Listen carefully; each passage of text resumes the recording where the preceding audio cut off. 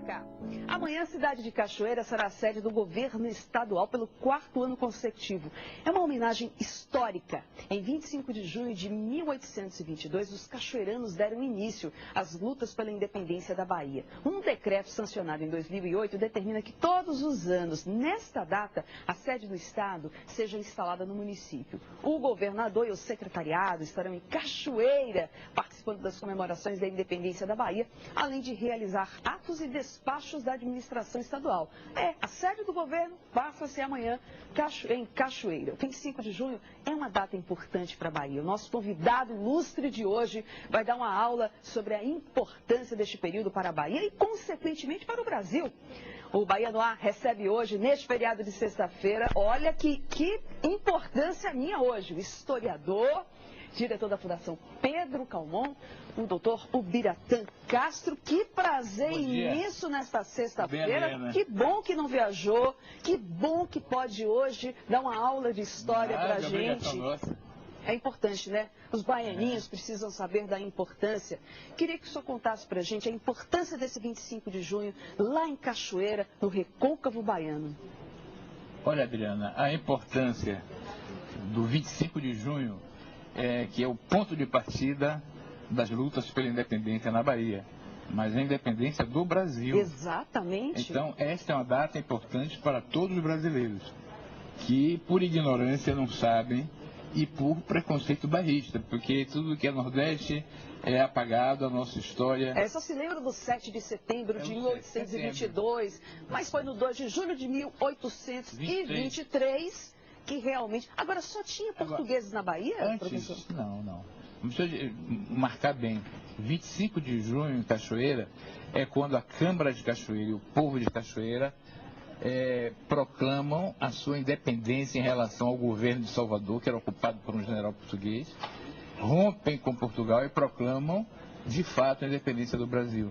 Então, o primeiro governo independente do Brasil não foi em 7 de setembro com Pedro I, foi antes, em 25 de junho, quando se criou a Junta Governativa da Bahia, formada pelas câmaras municipais do Recôncavo, São Francisco do Conde, Santo Amaro, Cachoeira, Maragogipe e depois as outras. Olha só, então, né? Esse foi o primeiro governo brasileiro. Cidades pequenas do nosso Recôncavo Baiano e que representam e que têm uma representação extremamente importante para a independência do país. E eu perguntava ao senhor, né, como é que só tinha portugueses realmente na Bahia? Só falou que não. E por que... Olha, Salvador, a Bahia era a área mais rica da colônia brasileira. Exato. Do chamado Reino Unido.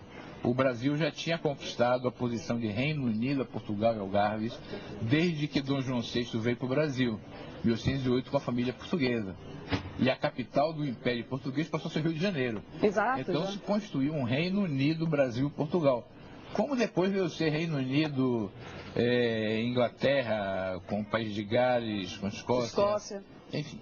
Então, quando teve uma revolução em Portugal, a Revolução do Porto em 1820, aí uma extrema direita portuguesa nacionalista começou a hostilizar o Brasil para recolonizar o Brasil. Depois de roubarem tudo, né? Para que não vamos falar roubar, né? Vamos falar. Depois de levar tudo para a Europa, todas as riquezas. Em 1808, o Brasil, aqui na Bahia, conseguiu a abertura dos portos para o comércio internacional, começou a constituir escola de medicina, enfim, tem instituições de um país independente. Então, o que é esse regime das chamadas cortes, que era a Assembleia Constituinte, queria era que o Brasil voltasse a ser uma feitoria só para produzir dinheiro para... não tivesse independência. Salvar Portugal, que estava devastado pelas guerras na Europa.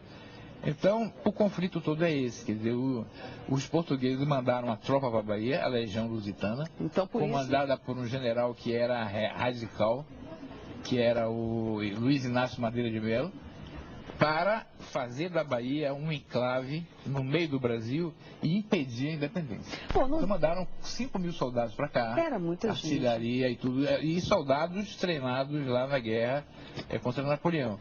Então uma tropa aguerrida, feroz. Isso em 1821 que já vem essa tropa. Em 22, Madeira de Melo vence as tropas brasileiras que tinham em Salvador, que era a tropa do Forte de São Pedro, que era artilharia, e a infantaria, que eram os caçadores que estavam onde hoje está o quartel-general. Então dispersam as tropas brasileiras, ocupam Salvador e proclamam essa ditadura portuguesa. Então o Recôncavo, a partir de Cachoeira, reage. Recolhe esses soldados dispersos, chama todas as milícias do Recôncavo, cerca a cidade, forma um governo independente e conduz a guerra, quer dizer, cerca Salvador para eles não poderem conquistar outros territórios, e até 2 de julho de 23 é uma guerra que os portugueses tentam sair do bloqueio e que os brasileiros dão ferrolho nos portugueses. Pouco se fala sobre quantas pessoas morreram nessa luta pela independência na Bahia. Milhares de pessoas que morreram em várias batalhas importantes, no mar e em terra. Em terra, a principal batalha foi em novembro de 22, foi a Batalha de Pirajá.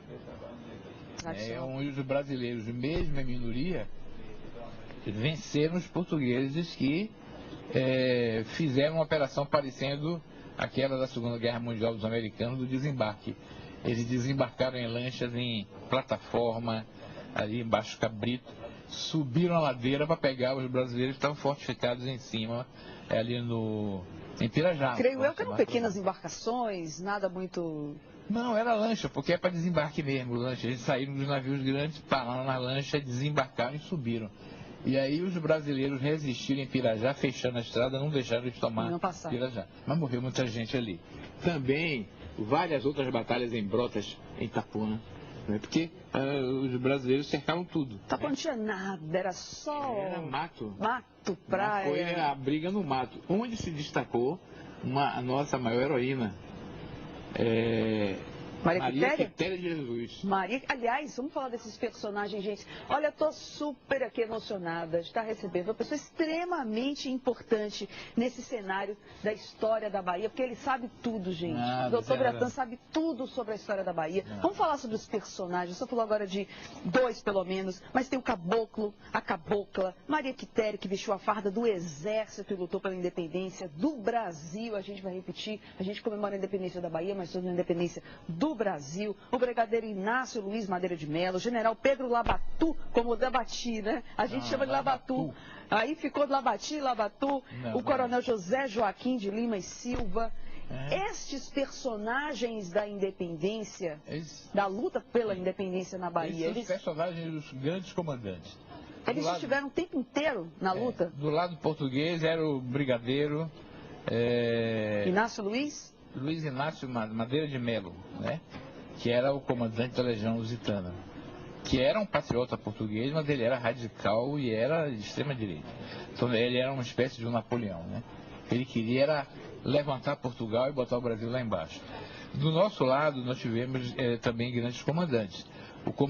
O general Pedro Labatu, meu velho professor Calazans, ensinou que a gente deve chamar como o povo chamava na época. E chamava Labatu. E chamava Labatu, não era Labati, não. Porque a pronúncia lá no Gelino francesa é Labati. Mas ele dizia, olha, eu tenho prova, há uma quadrinha que se cantava na época da independência, que era assim: fecha a porta, lá vem Labatu, com tropa de negro parece urubu.